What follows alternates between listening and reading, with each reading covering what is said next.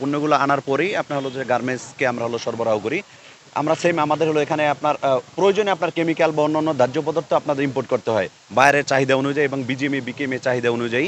আমরা সেক্ষেত্রে আপনার ইম্পোর্ট করে এ জায়গায় থাকি। আমাদের এখানে যদি আপনার কেমিক্যাল গোডাউনগুলো যদি আলাদা না করা হয়, গভর্নমেন্টের ফায়ার সার্ভিস এবং সিভিল ডিফেন্সের কিন্তু রুলস আছে। আপনার হলো দেশের যেসব পণ্যগুলা আপনার হলো দেশের দাহ্য পদার্থ সেগুলো কিন্তু আলাদা গোডাউনে রাখার। এখানে আলাদাভাবে রাখে কিনা এটা আমার জানা নাই। যদি আলাদাভাবে না রাখে তাহলে সরকার যে আইন করেছে আইনের ব্যত্যয় সরকারই ঘটিয়েছে।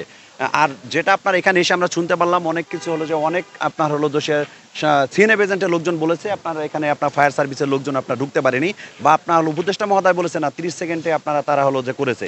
এটা একটু দেখা দরকার যে আপনার 30 সেকেন্ডে আপনার করেছে না হলো দেশে আপনার এর থেকে বেশি সময় আপনার নিয়েছে।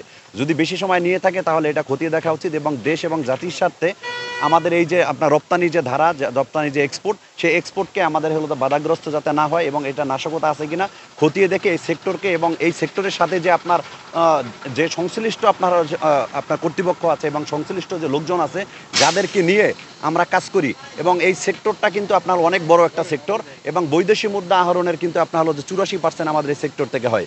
এই সেক্টরকে আপনার হলো যে আজকে এর পিছনে কোনো ইন্ধন আছে কিনা এবং এই সেক্টর কীভাবে হলো দেশের ক্ষতিগ্রস্ত করা যায় এটা আপনার সংশ্লিষ্ট যারা আপনার গোয়েন্দা সংস্থা তাদের দেখার জন্য অনুরোধ করব। আমরা এক্সেসরিজের জন্য আপনার যে পণ্যগুলো এনেছি আপনার আমাদের জানা মতো অনেক পণ্য এখানে আমাদের সবগুলো আপনার কোম্পানি পুড়ে গেছে। আমরা আজকে বিকালের ভিতরে এই রিপোর্টগুলো পাবো।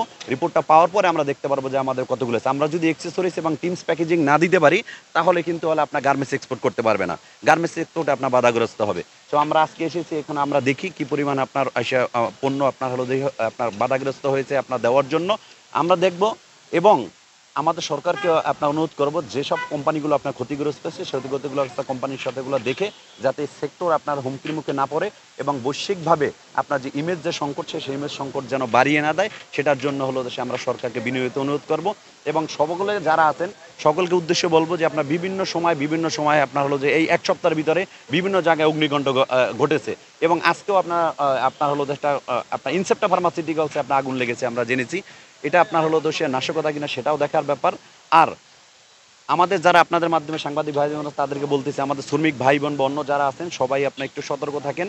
দেশ এবং জাতির স্বার্থে আপনার কোনো একটা সেক্টরের ক্ষতি মানে আমাদের দেশের ক্ষতি, আমাদের ক্ষতি যেন আমরা নিজেরা না করি, আমরা এই ক্ষতিটা যাতে আপনার পুষিয়ে নিতে পারি সেক্ষেত্রে আমরা কাজ করব।